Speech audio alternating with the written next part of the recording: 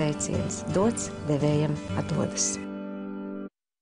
Tas ir gandrīz neticami, cik daudz jauku un jaunu un brīnišķīgu cilvēku atbalsta otrus cilvēkus. Arī mēs šovakar esam šeit, lai no kaut kā varbūt katrs mazliet atteiktos, bet kopā iegūt kaut ko svarīgu, proti jaunu onkoloģijas nodaļu. Palīdziet var ik viens, un palīgu ir daudz, bet ir daži, Liene, kas palīdz regulāri. Vai tā ir? Tā ir. Un jūs tūlīt redzēsiet sižetu, taču šie atbalstītāji ir uzticami onkoloģijas nodaļas draugi jau 7 gadu garumā.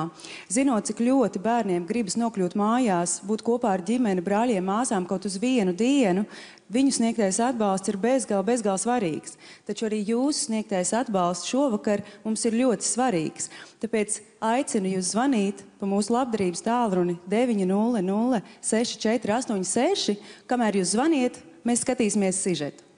Šoferītis Augusts, kā sirmo vīru mīļi dēvē nodaļā, kārtējo reizi ir atbraucis uz slimnīcu, lai nogādātu kādu no mazajiem pacientiem mājās. Viņš bērniem ir kā labā zīme, ka beidzot pienācis tas laiks, par ko ilgi sapņots. Laiks doties mājās. Šodien ved uz Liepāju pirmo reizi viena meitene, tāds kā 9-gadīga.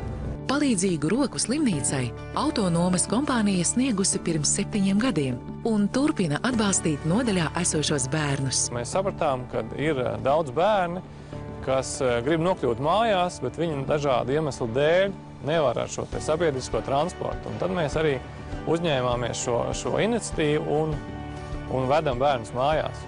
Esam tiešām izbraukājuši visu Latviju šo 7 gadu laikā, gan Zilupe, gan Liepāja, gan Vidzemes pusi, visas puses ir apgūtas. Tur ir ļoti trūcīgām ģimenēm, ļoti tālu dzīvo. Visādi ir tie bērni, teiksim, viņi tur smagi pēc ķīmijas terapijām, jā, un tādi, paliek slikti bērniem mašīnā un visādi. Kompānija gandrīz katru nedēļu kādam no bērniem palīdz aizbraukt uz mājām. Un tas patīk arī mums, kad mēs tiešām varam izdarīt kādu labu darbu un nevis tikai Ziemassvētkos atvest kādu smuku speļu mantu, bet tiešām reāli palīdzēt visa gada garumā. Uz skatuves notiek rosība. Tas ir jaunais un ļoti talantīgais Daumans Kalniņš ar savu uzticamo komandu. Daumant, par ko būs dziesma?